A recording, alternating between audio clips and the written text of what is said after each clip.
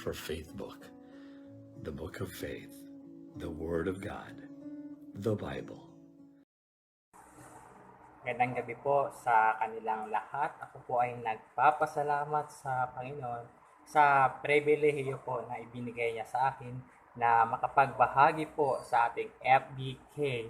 So ang ating pong tatalakayin po sa gabing ito ay sa aklat po ng Juan chapter 15 verse number 7. Babasahin ko po, kung mananatili kayo sa akin at ang mga salita ko ay mananatili sa inyo, ipagkakaloob ko ang anumang hilingin ninyo.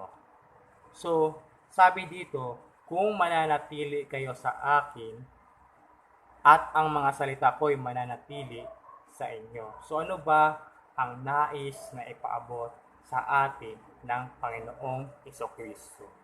O sabihin natin, abiding, stay. So, ano bang ibig sabihin nito? Ano ba yung gustong iparating ano bang ibig sabihin nito? O ano bang gustong iparating ng Panginoong Jesucristo sa buhay ng bawat isa na nagsasabing sila sa mga nagsasabing anak ng Diyos. So gusto ng Panginoon na tayo ay maging tapat sa Kanya. So paano ba natin masasabi na tayo nanatili sa Kanya? So ano bang sukatan na masasabi natin na tayo ay nananatili sa Kanya? So masasabi ba natin na tayo nananatili sa Kanya kung tayo ay hindi na nagsisimba, hindi na nagbabasa ng Biblia, hindi na umaawit ng papuri sa Kanya, at higit sa lahat, hindi na naglilingkod sa Kanya? So masasabi ba natin tayo ay nananatili sa Kanya?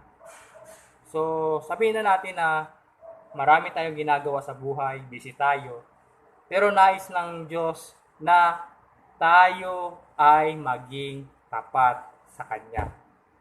So pwede ba yun na sinasabi mong nanatili ka sa Panginoon pero hindi ka tapat sa Kanya? O wala ka ng panahon para sa Kanya? So pwede ba yun? Masasabi ba natin ganun? So sabi, gusto lamang ng Panginoong Jesucristo dito na manatili tayo sa Kanyang presensya.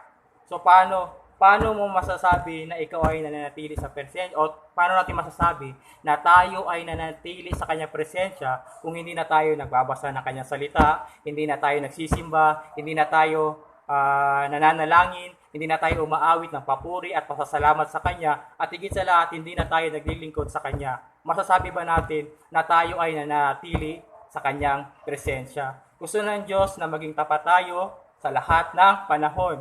Dahil ang resulta po ng ating katapatan ay nandito po sa sinabi sa karugtong po ng talata, na ipagkakaloob ko ang anumang hilingin ninyo.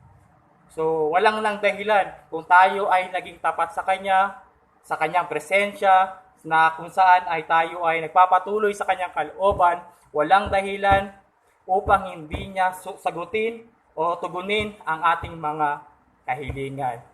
So masasabi ba natin na pag ang anak ba natin, kung tayo bilang magulang, kung ang anak ba natin ay sumusunod sa atin at hindi sinusunod niya yung mga tinuturo natin sa kanya, tapos meron siyang request o hinihiling sa atin, hindi ba natin ibibigay yun sa kanya?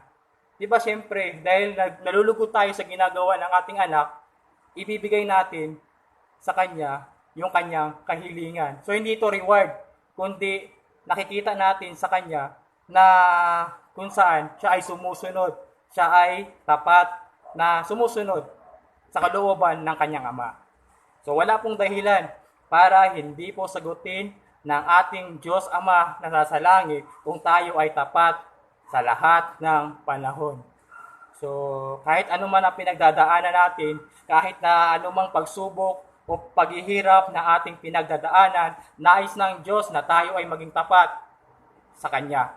Nais ng Diyos na naibigin natin siya, naibigin natin ang ating kapwa. At gusto niya rin na sa lahat ng panahon, sa lahat ng oras, ay sundin natin siya upang kung ano man ang ating hilingin at ipanalangin sa Kanya ay Kanyang sasagutin. Wala lang dahilan dahil nakikita niya sa Kanyang anak na sinusunod niya at siya ay naluluwalhati sa Kanyang anak. So hanggang dito na lamang po ang ibabahagi po sa John chapter 15 verse 7. Babasahin ko pong ulit. Kung mananatili kayo sa aking mga salita, ang salita ko'y mananatili sa inyo, ipagkakaloob ko ang anumang hilingin ninyo. To God be the glory po, at God bless all po.